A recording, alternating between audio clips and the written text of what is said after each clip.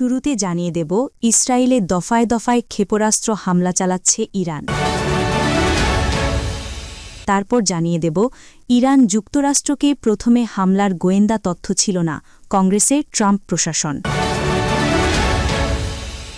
এখন জানিয়ে দেব মাটির নিচে ড্রোন ঘাঁটির ভিডিও প্রকাশ ইরানের।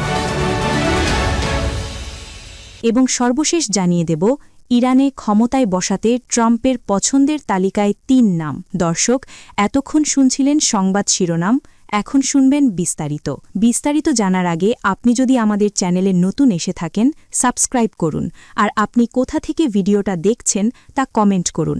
এখন বিস্তারিত। ইসরায়েলে দফায় দফায় ক্ষেপণাস্ত্র হামলা চালাচ্ছে ইরান। ইরান ও ইসরায়েলের মধ্যকার সংঘাত এক চরম ও বিপজ্জনক মোড় নিয়েছে।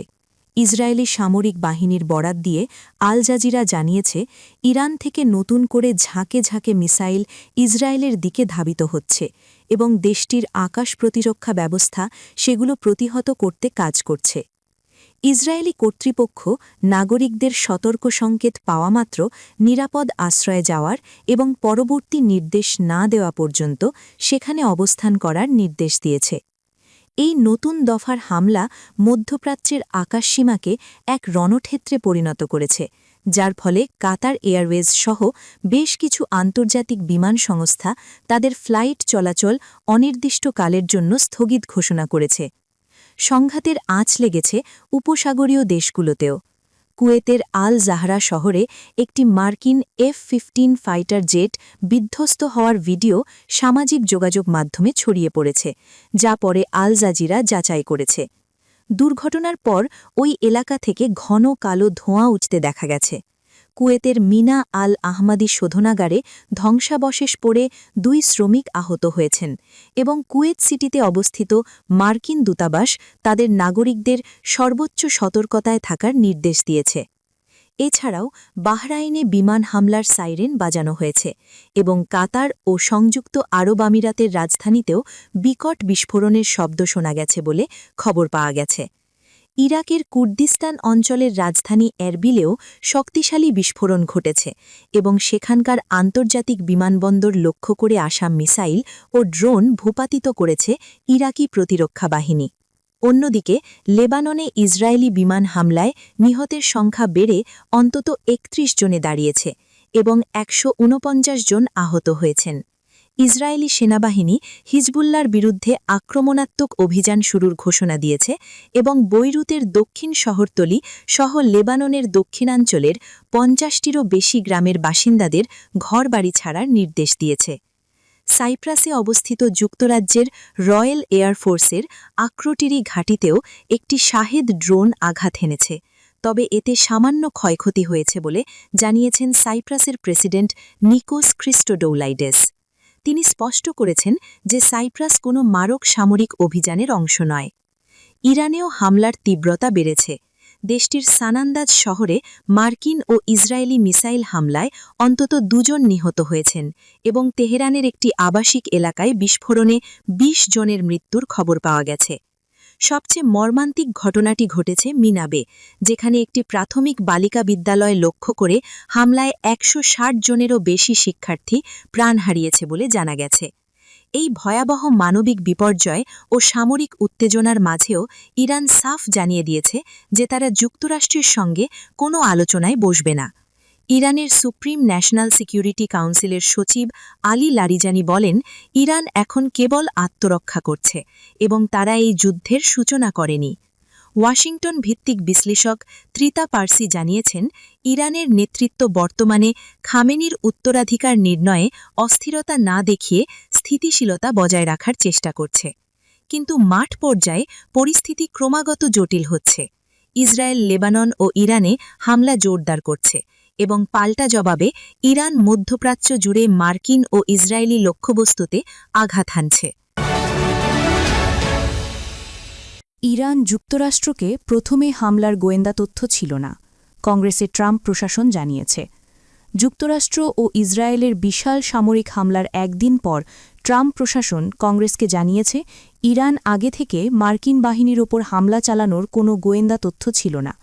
বিষয়টি 2 জন সূত্র জানিয়েছে যারা ব্রিফিংয়ে উপস্থিত ছিলেন।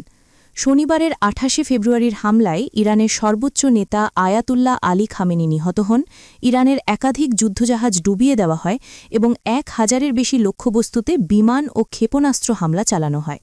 তবে রোববার কংগ্রেসে দেওয়া ব্রিফিংয়ে প্রশাসনের কর্মকর্তারা স্বীকার করেছেন, মধ্যপ্রাচ্যে মার্কিন বাহিনীর ওপর পূর্বাভাসে আক্রমণের কোনো প্রমাণ ছিল না।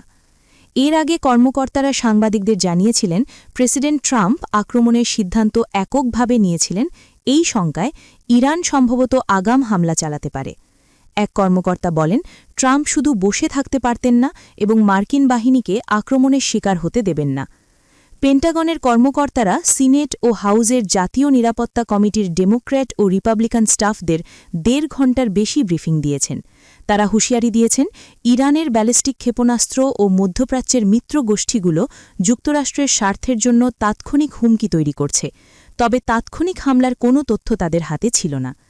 ট্রাম্প হামলার উদ্দেশ্য ব্যাখ্যা করেছেন, ইরানকে পারমাণবিক অস্ত্র অর্জন থেকে বিরত রাখা, ক্ষেপণাস্ত্র কর্মসূচি সীমিত করা এবং যুক্তরাষ্ট্র ও মিত্রদের উপর সম্ভাব্য হুমকি দূর করা।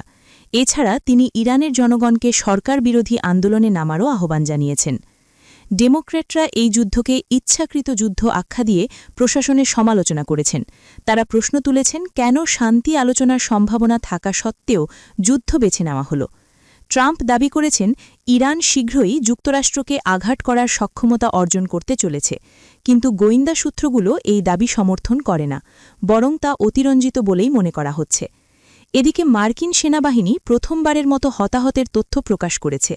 মার্কিন সেন্ট্রাল কমান্ড জানিয়েছে, 3 মার্কিন সেনা নিহত এবং 5 জন গুরুতর আহত হয়েছেন। আরও কয়েকজন সামান্য আঘাত পেয়েছেন।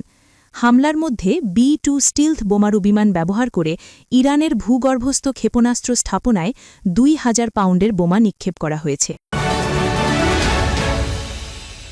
মাটির নিচে ড্রোন ঘাঁটির ভিডিও প্রকাশ ইরানের। ইরানের রাষ্ট্রীয় সংবাদ সংস্থা ফার্স নিউজ এজেন্সি একটি নতুন ভিডিও প্রকাশ করেছে, যেখানে তেহরানের গভীরে নির্মিত ভূগর্ভস্থ সুড়ঙ্গগুলোতে হাজারো ড্রোন সারিবদ্ধভাবে সাজানো অবস্থায় দেখা গেছে।